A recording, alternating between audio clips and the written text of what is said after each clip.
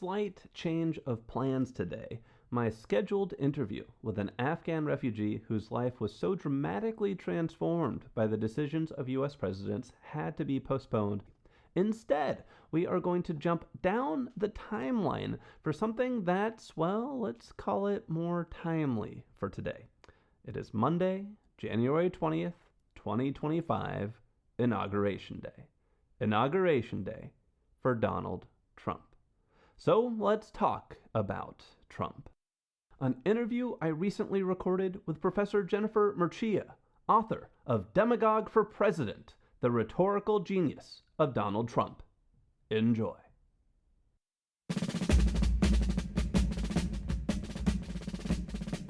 Welcome to the Abridged Presidential Histories with Kenny Ryan, episode 45A, an interview on the rhetoric of Donald Trump with Jennifer Mercieca. I'm excited to welcome Professor Jennifer Mercieca to the show today.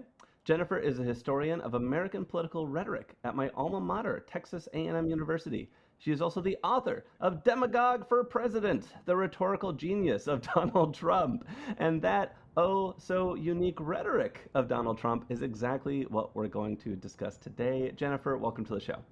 Thank you so much for having me. It's my pleasure. I should start by saying we're doing this interview on Friday, January 17th. So whatever has been said since then, it's in our future. We don't know about it. We'll be talking from this point looking backwards. Jennifer, let's start with, where did your interests in presidential rhetoric come from? That's a good question. I've always been interested in politics. I was on the speech team in college and Nice. Did a lot of talking about political events. And for a while, I thought I was going to be a journalist. And as I sort of moved through my academic career, I was initially very interested in social movements because that's where we could see people really acting democratically, using communication, to demand justice and freedom and all kinds of things like that. And then that sort of turned into an interest in citizenship and how citizens could act politically within a government based on the will of the people. And then that led me to become fascinated with the stories that we tell about politics and who we cast as a hero and who we cast as a villain. And so studying citizens as political heroes sort of mutated into, well, actually, we don't treat them as heroes. We treat presidents as heroes. So why do we do that? And what does that mean? And so then that became my focus of my research for a really long time. That's a really interesting journey. And it's striking to me, too, because I feel like anyone who follows you on social media, or I've seen you in the media lately, the past 8 years, we know you as almost like the Trump whisperer. You dive into his rhetoric, you talk about that. But you wrote a book about Obama's rhetoric first. Yeah. And that certainly probably in many people's minds might fit more of that hero mold that you were just talking about. But let's just, quick comparison. You've written a book about Trump's rhetoric. You've written a book about Obama's rhetoric. What's the difference? That's a great question. I wish I could give you a really short answer. So my interest in Obama's rhetoric was really in the heroic expectations that we had for Obama and the way that he cultivated those expectations as he ran for office. Yes. And everyone really, I think in 2008, just believed so hard that once Obama became president, everything would change. And, that's a lot to put on a person, right? Like, even though presidents run as heroes and the right hero for the moment, and certainly just not Obama, but everybody. Right. Including Trump. Including Trump. But yeah, that's a lot. And so a year or two into his presidency, just people were so disappointed with Obama. Right. And so frustrated with him. And I was like, wow, why? Like, that's interesting to me. And so we ended up writing about that, about how it is that we put these expectations on our presidents. And so we called them heroic expectations. And we wrote about how people run for office as heroes and then what that means in terms of institutional expectation, the personal expectation, all that kind of stuff. And so when Donald Trump started to run in 2015, there were kind of two things going on for me. One is I had been trying to finish an essay on demagoguery in the United States for a really long time, like since 2008, 2009, because when I finished my first book, which was a history of the American Constitution, the American Revolution, up through the Jacksonian period, and how they debated what it meant to have a government based on the will of the people, what the people could do, what a republic was, why they never thought of a democracy, like all of that stuff was in that book.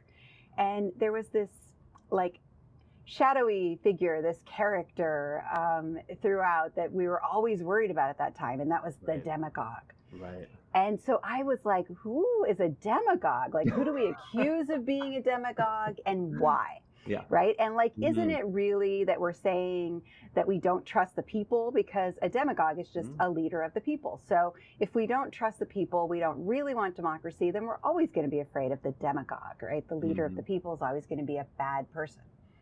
And so I was like, well, let me write something about who we accuse of being a demagogue and why. Let me look at that. And so I looked at who we accused of being a demagogue in ancient Greece and ancient Athens, and the emergence of the demagogue as a word and like a character. And I learned from Aristotle that being a demagogue at that time meant that you went into the assembly, and because anyone could propose policy, you would propose policy, get the assembly to accept it, but then you were not the person who was responsible for the success or failure of that policy. And so a demagogue was an unaccountable leader, someone who would urge for policies, but then didn't have to pay the price if they failed. So that was interesting to me. So then I was interested in how in the early republic, the founding fathers imagined the demagogue. And so we're all familiar now with Hamilton and his, urging the nation to be wary of the demagogue in the Federalist Papers. And there was a lot of that kind of discourse. And what they argued was that the demagogue was always a scoundrel, that they were ambitious. And ambition was like the biggest insult in that period. And it meant that you were someone who was self-serving and self-interested, that you wanted power, you had a lust for power that was uncontrollable, and that you didn't think of the common good. Yeah. Right? So fascinating. But then I also knew, or I thought, that there would be like a post-rhetorical demagogue, someone who used propaganda and really took advantage of new media. And so I was looking for that kind of political figure, because I had written about the post-rhetorical presidency with Obama and with Bush. Yeah. And I really apologize because this is a long answer. And and so then all of a sudden, when Donald Trump ran for office, Lindsey Graham called him a demagogue within like 2 weeks. And I was like, oh, it's happening. Like, I can write this essay. I can finish writing this essay because now we have this new demagogue. And so sure enough, Donald Trump was like running as the nation's hero. Right? And so he was going to stop corruption. He was the only truth teller. Right? And so many people really thought that he was that guy, right? He ran as that, and they really, and still do, believe him. Whereas other people see him as a dangerous demagogue, right? So someone who uses polarizing propaganda for their own gain. And so that ended up being what I wrote about, is the difference between those two perspectives and how Donald Trump was able to use language to be both of those things at the same time, to be the heroic demagogue and be the dangerous demagogue. So I understand, to write your book about Trump, you read every Trump tweet, watched every Trump rally, interview, and media appearance you could find. What was that experience like? It was, he was a busy guy. And so, and so it really was a lot. And I am, I don't know, obsessive maybe. I'm detail oriented. If I had to apply for a job, I would say. And so I ended up, excellent. I ended up creating a calendar of like what Donald Trump was doing every day, like what scams he was running, what rhetorical strategies he was using, like what outrage of the day he was, like circulating. just where he was, what the controversies were. So I had this like big calendar that I had to create because I just couldn't even organize it all. Yeah. And so some of it was harder to find, because we weren't like as obsessed with Donald Trump when he first started in 2015 as we were like, when he was the nominee. Right. And so a lot of it was me transcribing, from what is the right side broadcasting, I think, like started as a news organization. I say that in scare quotes, because they wanted to cover Trump's rallies. And so you could find them if you really dug hard. Yeah. And I ended up saving a lot of stuff in the Internet Archive because I wanted to preserve it. Yeah. And so, I created an archive and transcribed all of his things, and it was hard work. Not just in that it was so voluminous, but also, and so like he's tricky, so like trying to figure out what's going on. Sure. But also just having to expose myself, sort of emotionally to Donald Trump and his content. Yeah. It's hate speech, a lot of it, and so it was hard to do. Yeah, I'd imagine like just wanting to take breaks. Like I'm gonna go cuddle a puppy for 10 I had minutes. a small child at that time, and so I took a lot of just sort of happy playtime with my kids I have a try to 6-month-old detox upstairs right now, and I totally feel it. Yeah. Great. You gave me kind of how demagoguery, the definition has evolved over time from ancient Athens, early American Republic. I'm curious, today, is demagoguery innately bad, or can you be a demagogue for good? Theoretically, you can be a demagogue for good, right? So the word is itself neutral in its definition. It literally translates to a leader of the people. So there's no reason why a leader of the people has to be a misleader of the people. We often use the word and think of the word as always bad, but that's because we have, I think, a bias, against the will of the people, actually, and the leaders. But so there could be a heroic demagogue, but we don't tend to call those people demagogues, right? So a heroic leader of the people would just be, like a statesman or a strong leader or, a great president. But great president. Well, right. So I've also studied like presidential greatness as a category of thing, and we rank them. And so we have had, great presidents that you probably could argue were heroic demagogues. FDR is always one of the top 3 presidents, and he was probably a heroic demagogue. He certainly was loved by the population, reelected 3 times, 4 times total. Made arguments about all of the policies and the ways that he changed the nation as protecting, the interests of the public and providing a safety net and, more justice and equality and, right, like all of those kinds of things. And so, but we wouldn't probably think of him first if we were thinking of a demagogue. And so, it's kind of funny. We don't call him that. It also depends on like what side of the political alignment you are. I think a Republican would be like, oh, he was a demagogue. I think my grandpa called him a demagogue when I was growing up. That's just like today, my grandpa would never say, if my grandpa were alive, he would never call Trump a demagogue. That's exactly right. And so a lot of scholars think that, calling someone a demagogue or even studying demagoguery is pointless because basically it just means you don't like them. you just don't like their policies. And so that's why I focus on the rhetoric, right? Yeah. So I really used the standard that I got from Aristotle, right? So being unaccountable as a leader is always dangerous. Having unaccountable power is dangerous if you're a school teacher, PTA, or brownie troop leader. Unaccountable power is dangerous in a business, right? It's dangerous, especially in politics, but unaccountable power is always no good. Yes. And so, right, because abuse of power is the norm. And so accountability is so crucial. And so the strategies by which a leader would prevent themselves from being held accountable. Mm-hmm. Those are the things that I studied in my book about Trump, and those are the things that I would, sort of label as anti-democratic rhetorical practices. So let's dive into the rhetorical practices of Trump. You write that he uses a mix of unifying and dividing strategies to achieve power over his listeners. I'm curious if you can break down some examples of these strategies and explain what makes them effective. Yeah. So he uses.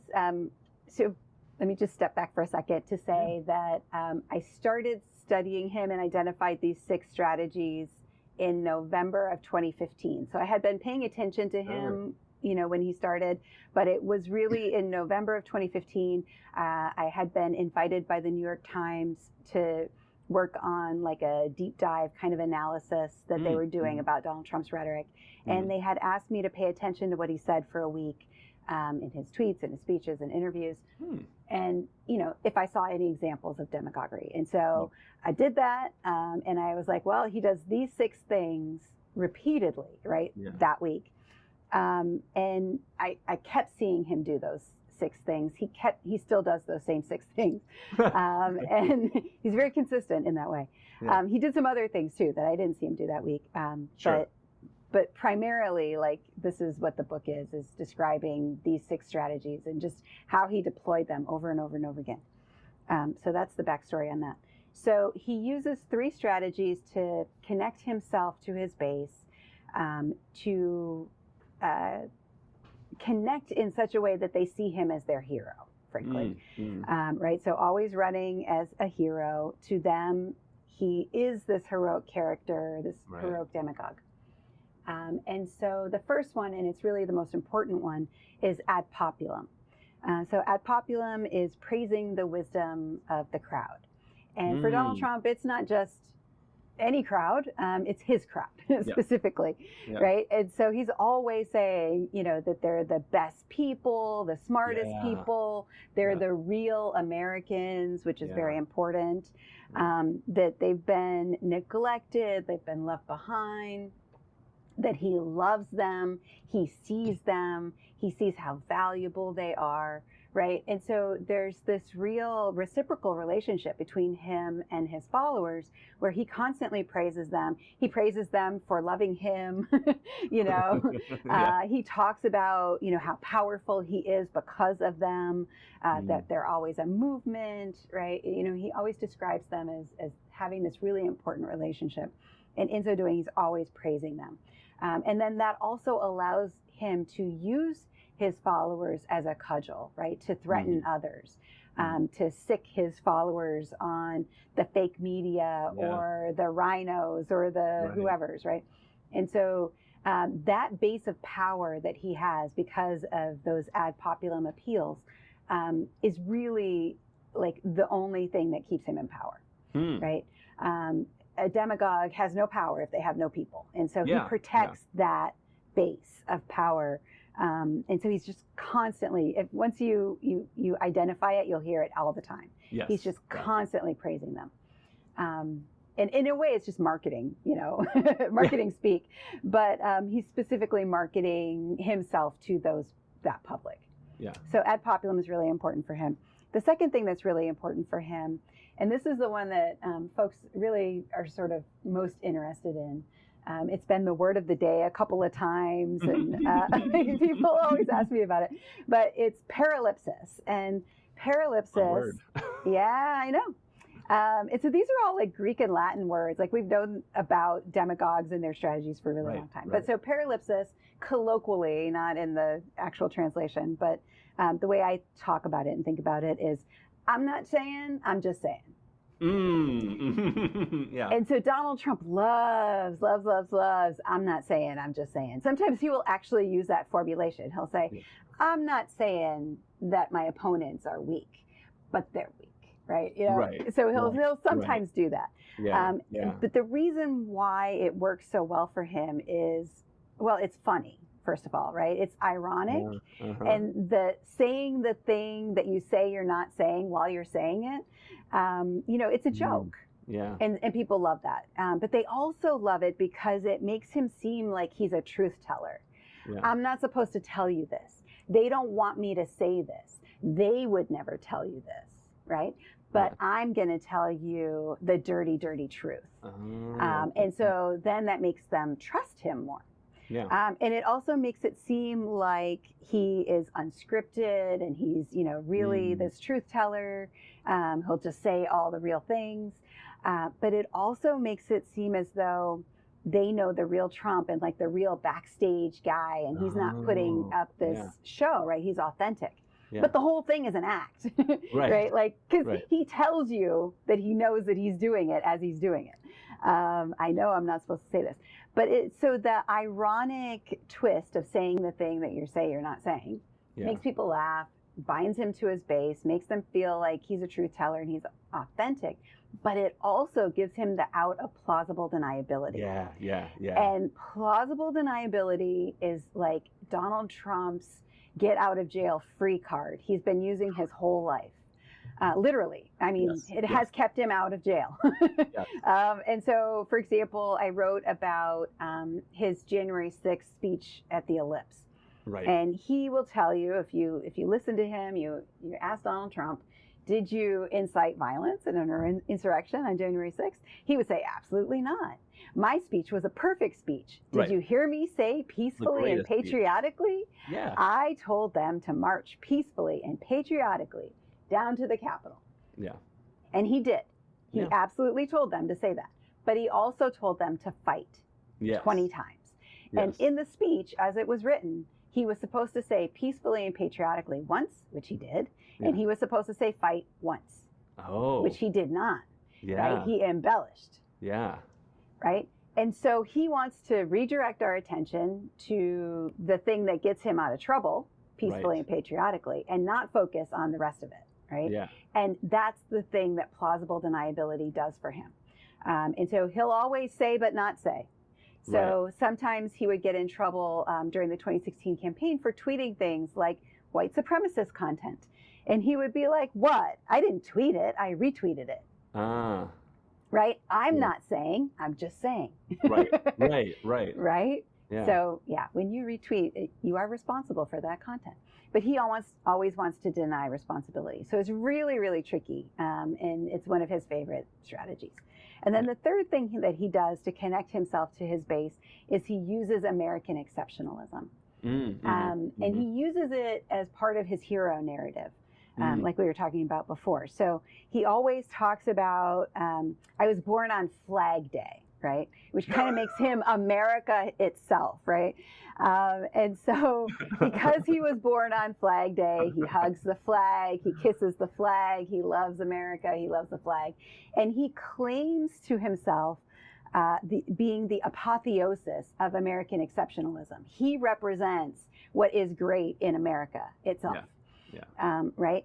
And he is so great himself that he can make America great, and it will be very, very easy for him, to do that because he is America personified. And other presidents, political candidates have used and do use American exceptionalism, but usually when they use it, it's very different. Trump uses it as, claiming this hero status and martyrdom.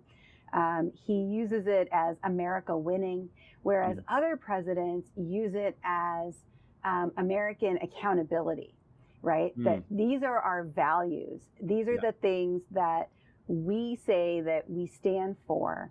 And American exceptionalism means that we have to live up to our values. Yeah, kind of like the city on a hill of Reagan. The city on the hill, spreading democracy, right, around the world. All of those kinds of moves that presidents have made are always about dovetailing like who we say we are with our practices and our policies, and to try to say like, this is why we do this, right? And this is who we are and who we want to be. We've heard Biden do a lot of that. He's always talking about values. But Donald Trump, it's not. It's very crass. You're a winner, you're a loser. If you're a winner, that's American exceptionalism. If America is losing, that's because they are corrupt and they're preventing us from winning. And Donald Trump, of course, is the world and the nation's greatest winner. And so he will make it so easy for us to win. It also is a part of his ad populum appeals, right? So he sees the real Americans because he's the best of America. And so he kind of is this heroic champion of like the right and correct view of America and of the right and true, correct Americans. Yeah. So all of that works to connect him to his base. And he uses those strategies together, and he uses them repeatedly. Yeah. And then he has 3 other strategies to sever his base from the bad anyone guys. else, from the bad guys. So tell me about those. What's he do there? Yeah, so anyone who disagrees with Donald Trump and his good people, his right and true good Americans, those are all the bad guys. So did you send a mean tweet? You're on the enemies list. And so he uses 3 strategies. They are the typical strategies that presidents have used to get the nation ready for war. So these are typical war rhetoric strategies. Historically around the world, they've been used for genocide, like bad things happen when political leaders use these strategies. So it's not a neutral thing, right? Like it's actually quite bad. But anyway, so the first one he uses is ad hominem. So ad hominem is attacking the person instead of their argument. It's a fundamental fallacy, you know, in debate. Crooked Hillary is a great one. All of the marketing and branding that Donald Trump does with all the name calling, all of that is ad hominem.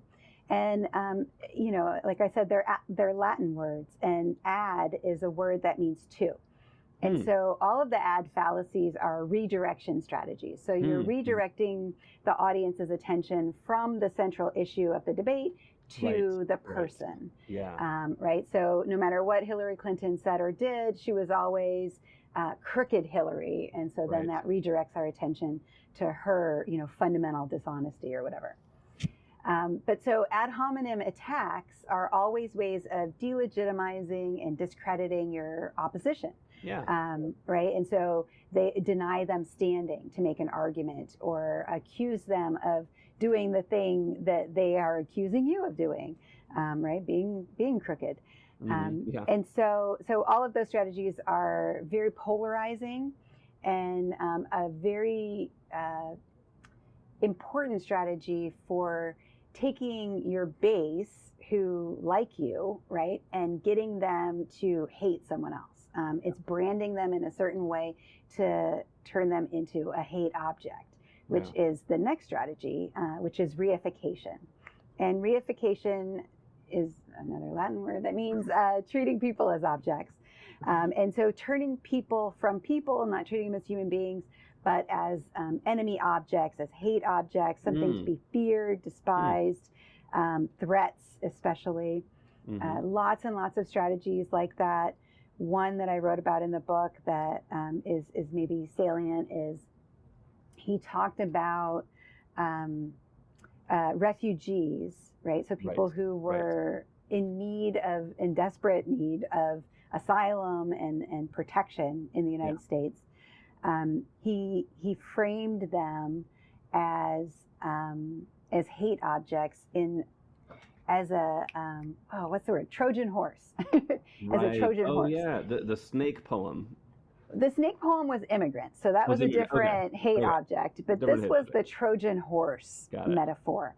And it was so interesting because at first, when he first started running, he said, oh, it's a humanitarian crisis. What's happened in Syria is so bad. We should help those people. We should give those people as much help as they need. And then almost right away, InfoWars, right, conspiracy website, was like, has Donald Trump really thought this through? And they started like sort of coaching him about why that was a terrible idea. And so within a couple of days, Donald Trump started to use the language of InfoWars and started to call them a Trojan horse. And so a Trojan horse, of course, is an object that's disguised. And inside the object is an army, right? And so as a metaphor, it works very consistently with what he started to say, was as an argument. So he went from saying, like, we ought to affirm their humanity. It's a humanitarian crisis. We should help them, to saying why is it only men that I see on TV? Why they look like strong men. They look like an army of invaders. Why, it's a Trojan horse. Yeah. Yes, even though, of course, that wasn't the case. But, Right. that was what Donald Trump saw on TV, perhaps, or that was what he wanted us to believe. And so, treating people as an enemy object. And I just think that's such a great example because he did start off treating them as human beings, right? Yeah. Affirming their humanity, and then was easily led into treating them as hate objects. But anyway, so he treats them as hate objects. So we have ad hominem, we have attacking the person instead of their argument, we have reification. The third one is ad baculum. And so those are threats of force and intimidation. Mm-hmm. And so he's constantly threatening his opponents, the media, anyone who disagrees with him. In some cases it folds into the ad populum, right? So using his followers as a kind of threat. Other times it's, using the courts or threatening to use the courts.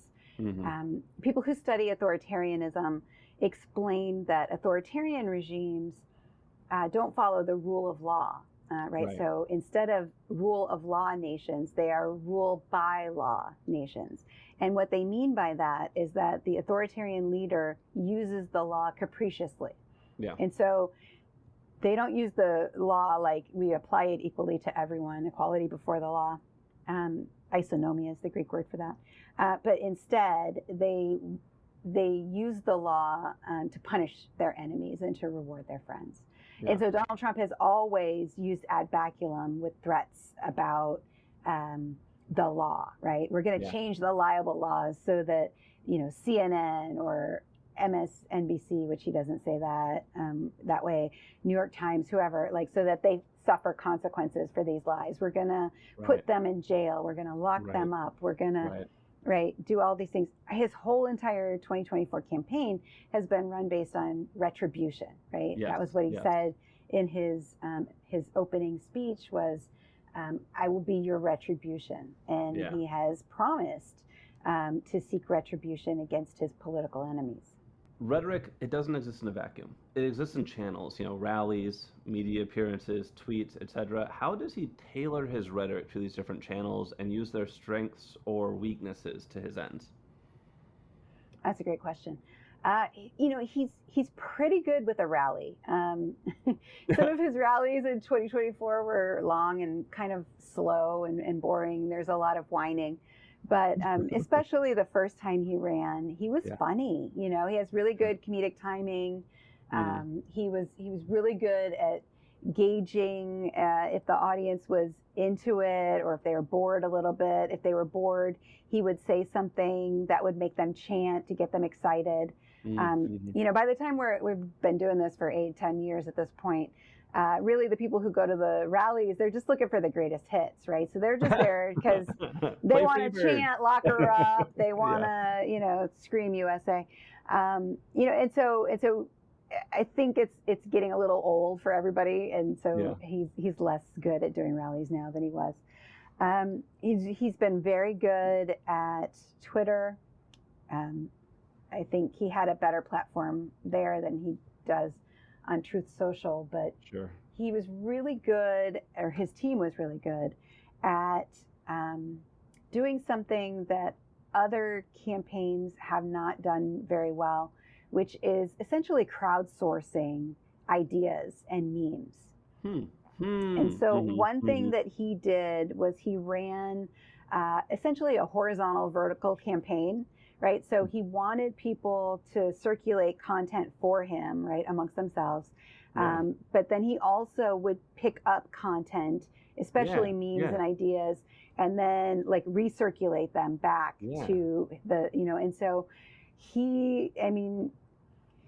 mainstreamed is a way of saying it, platformed is another way of saying it, normalized, move the Overton window, whatever, whatever way you want to describe it, right? Because there's lots of different people who study this stuff. But he would take the ideas of really fringe folks, people like InfoWars, Right. people who like weren't even main characters on InfoWars, but like wrote blogs for InfoWars.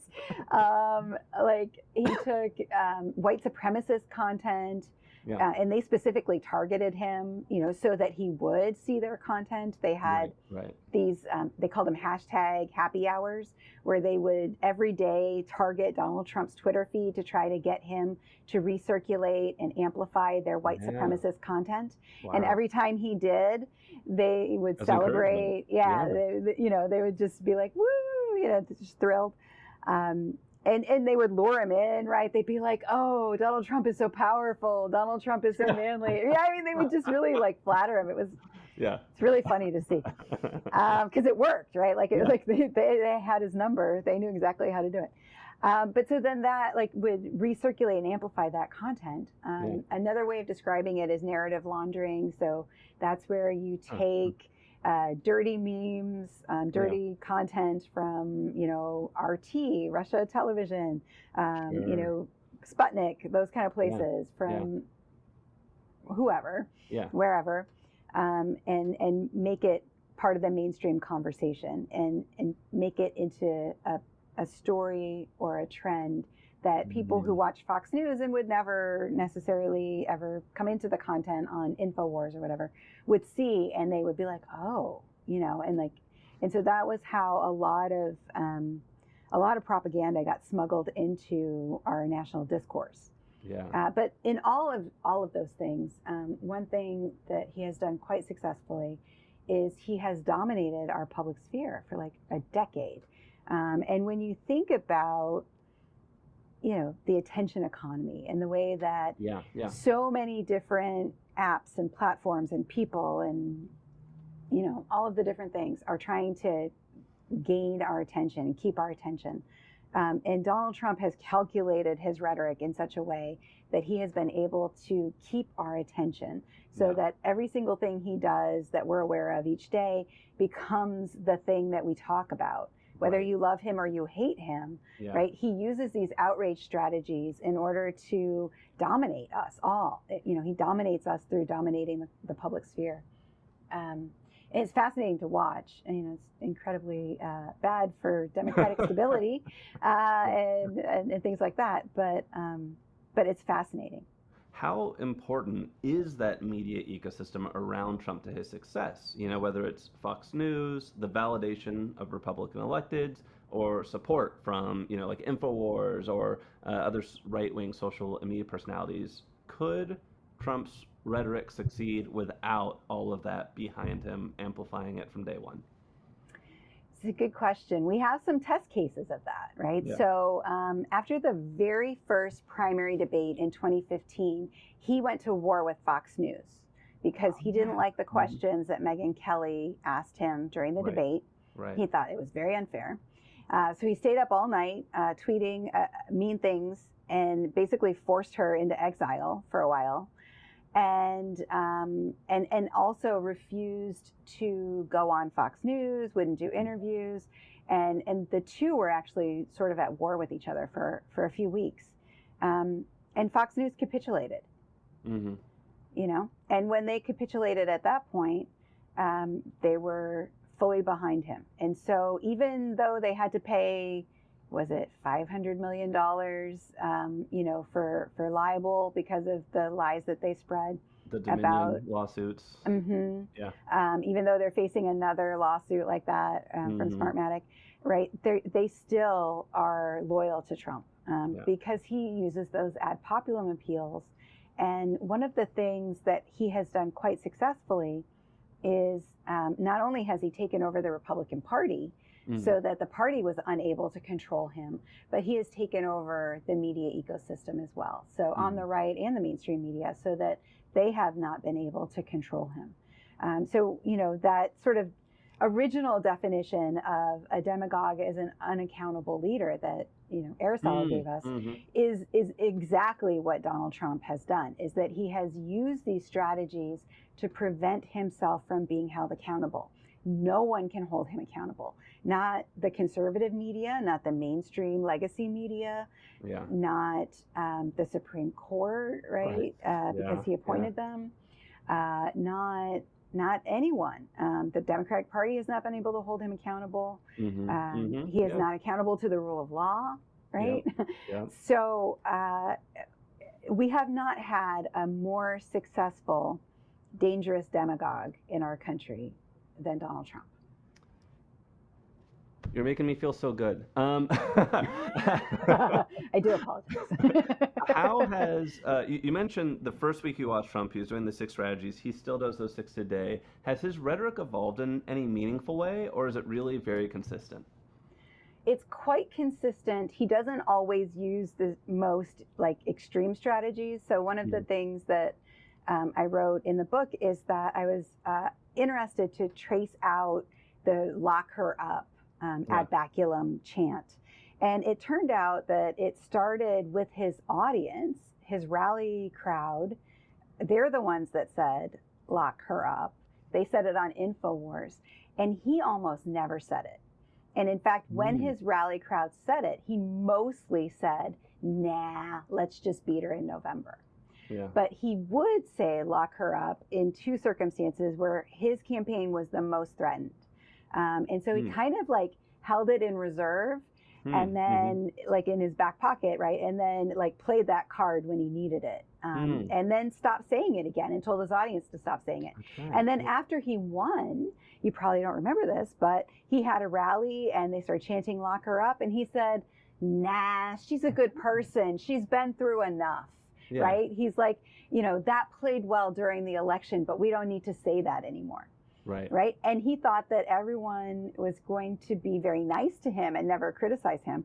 And so then as soon as they started criticizing him for his, cabinet picks and whatnot, then he started to get aggressive again. And he went back to it. And so he does this thing. He did this after the assassination attempt, too, where he was benevolent for a couple of weeks. Right. They were talking about Grandpa Nice Trump. And he's learned so much from this experience. And he's, this other guy. And you don't really know Trump like you thought you did. And, whatever.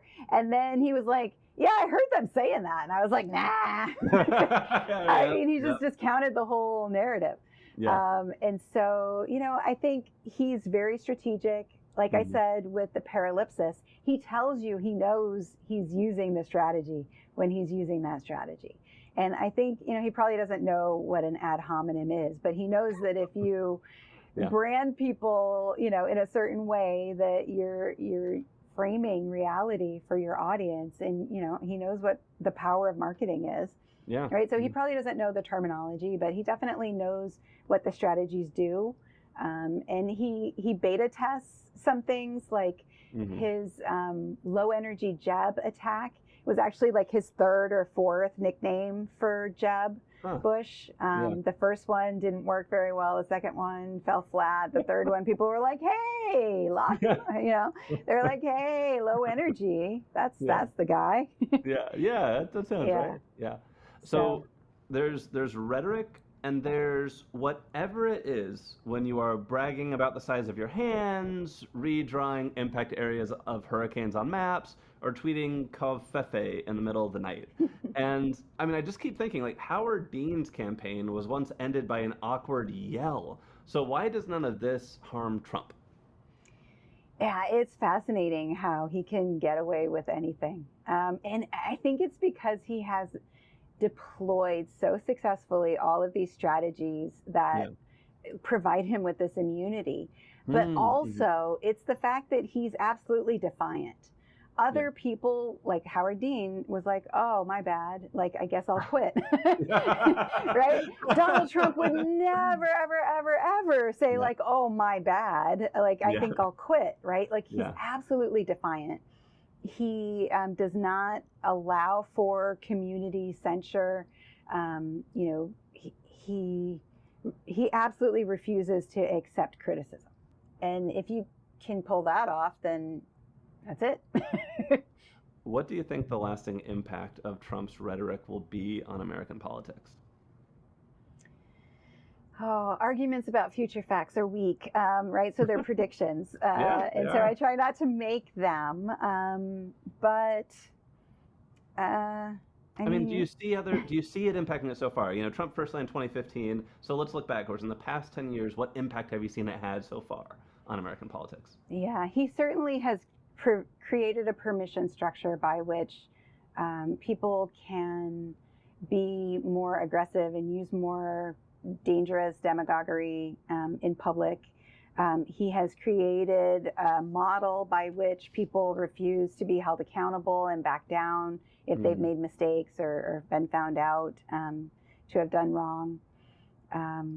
He has defied the courts. He has defied the law.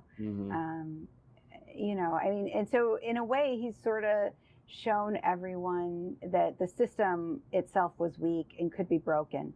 Yeah. And so because he broke it so easily, I'm sure that there will be either a strong urge to reinforce the system, Yeah. right? So that it's not just dependent on norms and like gentlemanly handshakes that we're not going to abuse our power, or it's going to completely destroy the nation. I mean, there's not really, and so that's how I. Is there a lesson that should be learned from this? What should people be Oh learning from what's yeah, happening and whether changing or taking away? yeah. So political scientists always thought that a demagogue would never become president because the party system would prevent them. And so this was really like modern day political scientists, but because I think historians would argue that Andrew Jackson was a dangerous demagogue. But it's, you know, like the academic fields, they don't always agree with one another. Yeah. But so political scientists, right, they're very geared towards partisanship and how that works and how the party system functions. And so they have always said that the party system would protect the nation by filtering out anyone who was too ambitious. And that did not happen successfully with Donald Trump because the primary system that has been put in place since the Montgomery-Fraser Commission in 1971 has given the choice to the public. And the public is so disengaged, right? They're avoiding news. And so the people who vote in primaries are a more radicalized minority of a party. And so what Donald Trump did so successfully was he gamed these systems. He gamed the primary process by radicalizing these people to vote for him that didn't normally participate. You know, and he took over the party and he showed that it could be done. And so I think what he's done is he's exposed a lot of weaknesses. He's exposed the weakness in the media. He's exposed the weakness in the citizenry, right? If we're not paying attention, this is what happens, right? And so voter apathy and civic disengagement, all that kind of stuff, that's on us. But also like the people that are too engaged, right? That are highly politically engaged or political junkies, you know, they're the blame too, because they're the ones that are the more radical members of the party. And so, you know, in the 90s, folks like me who say political communication, we worried about, you know, everybody's a moderate now, and, you know, party ID is so low, and political apathy and disengagement are worrisome, and those kinds of things. And that some of that is still true, right? But the people that became highly politically engaged were basically treating politics like sport. And, you know, rooting for their team and booing the opposition. Kind of the tribalization of it. And so, you know, we have allowed ourselves to become very tribal. And some of that's on us. And certainly mistakes were being made along the way. You know, there should have been more regulation perhaps on talk radio, on cable, things like that. So bad choices. Well, if you've enjoyed this interview with Professor Mercieca and want to learn more about Trump's rhetoric, please pick up Demagogue for President, the Rhetorical Genius of Donald Trump, or enroll at Texas A&M and sign up for one of her classes. Thank you for your time, Jen. Thank you. Thank you for listening to today's episode of Abridged Presidential Histories. If you enjoyed it, please subscribe, tell your friends and family about the show, and write a 5-star review on your podcast listening platform of choice. If you'd like to support the show, you can look it up on Patreon or go directly to www.patreon.com/abridgedpresidentialhistories. This helps me buy books and pay to host the show, and thank you so much to everyone who's contributed so far. The music in today's podcast is a public domain recording of the United States Army Old Guard Fife and Drum Corps. In our next episode, the interview I had promised for today. Imagine being a young woman living in a country where your education is forbidden. Then, by the decision of a foreign president on the other side of the world, your government is toppled and a bright future is opened before you. Until, years later, the decisions of other presidents a world away contribute to the collapse of your country, and you are forced to flee to start all over. My interview with an Afghan refugee, one of the most impressive people I know, on what it's like to have your life so dramatically shaped by the decisions of American presidents. That's next time on Abridged Presidential Histories.